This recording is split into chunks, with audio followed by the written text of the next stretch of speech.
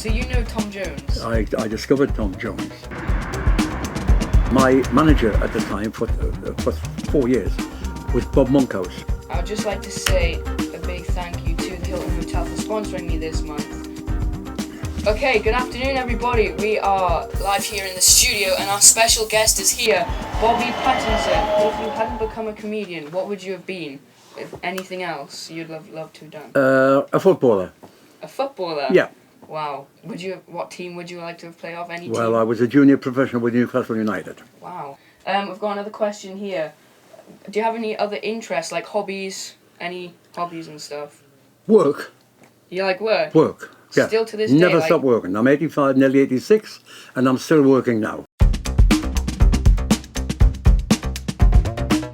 We've actually got a question here on Facebook from Clary Joyce Bass. And the question is, who's his favourite singer? Lonnie Donnegan, who probably a lot of people didn't rate because of the style of singing that he did. He was my best friend ever. Another great friend was Munro, Tony Christie, and of course Tom Jones. Tony Christie was a very close friend of mine and was a fabulous singer. Believe it or not, Tony Christie was a fabulous singer. Matt Munro, he had the best voice in the world. He didn't have the phrasing of Sinatra, but Matt Munro had the best voice in the world. He was fabulous. I'm not saying he was the best singer in the world. The best singer in the world was Tom Jones. Yeah. You know, without a doubt. So you know Tom Jones? I discovered Tom Jones. And on the bill with me was a Welsh girl, who had a record contract actually called Maya Lewis, and a band called Tommy Scott and the Senators, right? And I went to the first club, and I'm in the dressing room, and they opened on the band, and when I heard this voice, I thought it was absolutely amazing. I had to go out, put my head out the door, and see who was making this sound, and it was Tommy. Right, his proper name is Tommy Woodward. That's his proper name, Woodward, Thomas Woodward. Right. His band name was Tommy Scott and the Senators. And I heard him, and he was so fabulous, so great. He was an out-and-out rock and roller, really. That's what he was. He had huge sideboards and massive black curly hair. He looked very gypsyish. And I've got a fabulous photograph of he and I together, and you wouldn't recognise either of us, but there you go. And I phoned my agent up. I just thought, I've heard the greatest singer I've ever heard in my life. And by that time, I'd been in the business probably about 20 years, so I'd heard a few singers. Yeah. And he said to us, his name's Tommy, his band's Tommy Scott and the Senators. I said, you got to hear him. And the guy came down and signed him up, and they took him up and to London, and they changed his name to Tom Jones, because at that time the film Tom Jones with Albert Finney was a sensation, and it was on huge signs outside of every Odeon, Tom Jones, right? Meaning the film, not him. Yeah. But what a great thing to say, take the name Tom Jones. He was Welsh anyway. Yeah. And he became Tom Jones. Stay fit, everyone. If you could change anything in your life, what would it be? People go to say, you got to go down to London, go to London. I said, I don't want to. I wouldn't make the money in London that I'm making now. If I'd become a big television name, then I would have made the money. But I was quite happy with the way I was, the way I was, and what I was earning. My manager at the time for 4 years was Bob Monkhouse, who was one of the biggest comedians in the country. A brilliant comedian was Bob. And he used to say, why don't you make records?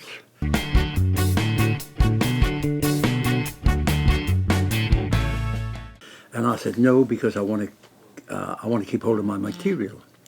Because I was totally different. I wasn't a joke teller. I spoke about life. He said, have you heard that Jackie Mason, who was a big American comic, is coming to play him? I said, oh yes, I like Jackie Mason. He said, you like Jackie Mason? I said, yes.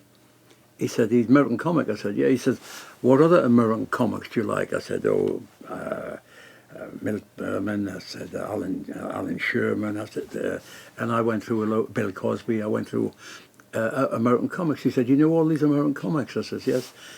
He says, how do you know them? And I said, records. And he said, that's what I mean. I want you to make records because you have mentioned 6 American comedians there who've never even been in this country. And yet you know them because of records. You should sell records or make records. And I said, no, I'm sticking out to my material and I'm keeping a hold of it. And I didn't make them. And that was one of the biggest mistakes I've ever made in my life. Yeah. Matt Munro is a wonderful singer. His breath control was amazing. He could just go from one line to another without having to pause for a breath. I love to hear him sing. If I never sang another song, love to hear Matt sing that. I love to hear him sing anything.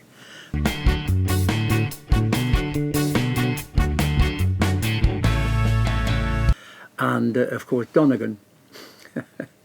Donnegan used to get very upset whenever, because he had some great classics, and his Rock All Night was wonderful. But he had other classics, you know. He used to get so upset when his most popular song was My Old Man's a Dustman. If you wanted to ask Bobby Pattinson a question, you can go over to my Facebook at The Leo Miller Show and comment down below on the post I've just posted a question for him, and I'll be asking it. So as you said, you were interested in football, and you have a football friend, don't you, from the World Cup? Yes, yeah. Is that right? Have you got anything to tell us about him? There's Jack Charlton. I mean, he was the most recognisable man in the world. In the world. So he played for England? He was England's centre half. His brother Bobby, they're both from Washington, was probably one of the greatest players football's ever seen. And Jack used to say, I can't play football, but I can stop those who can playing. Right, that's what he used to say. And he played for England, and he lives up here. He moved up here, became and managed Newcastle United. Wow. He lives up here. If you hear this, Jack, I love you, and I'll see you soon. I'll call you this week. There you go. Wow, that is another great story again. I'd just like to say a big thank you to Bobby Pattinson for coming into my show today. I became quite popular because the fact is I talk to the people. Yeah. You know, that's what I am. Yeah, he's a dear friend of mine. So it was the first week I ever worked there. I worked with the Bachelors. The Bachelors and I, who were great friends of mine, the Bachelors, they were big stars. I bought 5 coaches for disabled children. 5 coaches, yes. That's about £160,000. I've given the Variety Club from money I earned from clubs. I've been available every Sunday for Sammy's show.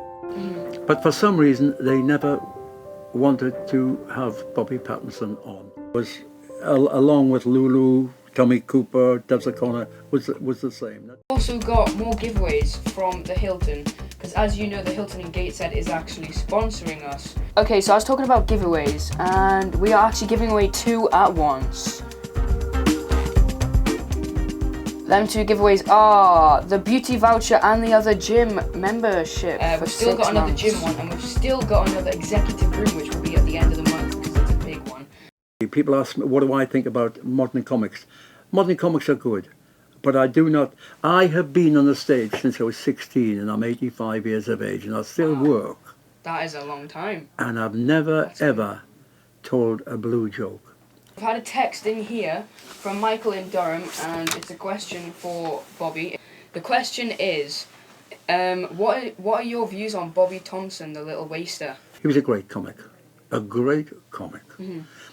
The problem is he had the same stuff all the time, but he was so funny that people liked it. I mean, he did one of my favorite jokes from him was when they were going to Blackpool, and she said, I'll go upstairs and pack.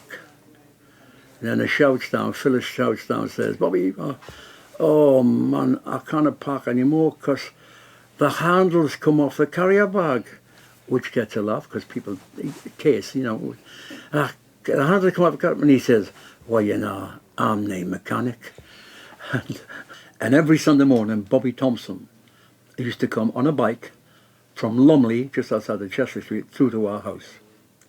to see if Bob had a job for him that night. And my mother always gave him his breakfast, and my dad would give him a job if he had somebody looking for an act. And I just want to give you something because I'm really grateful for you coming into my show and actually coming on my show, talking to me and stuff. So I'd just like to give you a Leo Miller mug to take with you. Oh, well, thank you very much. I'll use that all the time. Thank you very much for coming on my show. Oh, you're welcome. It's got your picture on as well. I'll use that all the time then. Yes. Thank you very much. Thank you very much. And that's it from Bobby Pattinson. Wish you well and love to everybody out there. And we'll do it again. Okay, my show has actually come to an end now. I will be back next Saturday, 12 till 2. I'd like to say thank you to all the support I have had over these past few weeks. And yeah, I'll be back next Saturday, 12 till 2. Thank you all for tuning in. This was The Leo Miller Show on Koast Radio 106.6 FM. What is your favourite ever joke that you've ever told out of every single show you've done? It's about a fella in Geordie, of course. Fella went into a pub in North Shields, and there was an animal's head on the wall behind the bar. And he said to the barman, he said, little daft Geordie was. And he said, hey, he said that by that animal must have been running a hell of a speed to put his head through the wall like that. And the barman said, no, sir, he didn't put his head through the wall like that. He says, that's a moose. He went, a moose? By God, he said, you must have some bloody big cats in North Shields to catch a moose that size. He said, no, I don't mean a mouse, sir. It's a moose. It's game. I come from a long line of big game hunters. He said, my great-grandfather shot that moose. He went, did he? He says, yes. He went, get away. He says, you see that lion over there, sir? He says, yes. He says, well, my grandfather shot that lion. He went, did he? He says, yes. He went, get away. He says, you see that tiger over there, sir? He says, yes. He says, as I say, I come from a long line of big game hunters, and my father shot that tiger. He went, did he? He said, yeah. He went, get away. He says, you see that bull in the corner, sir? He says, yes. He says, well, that bull killed my brother. Oh, he says, was he a bullfighter? No, he says, he was playing dominoes and it fell on his head. That's brilliant. And that's my favourite joke, folks. Love it. Wow.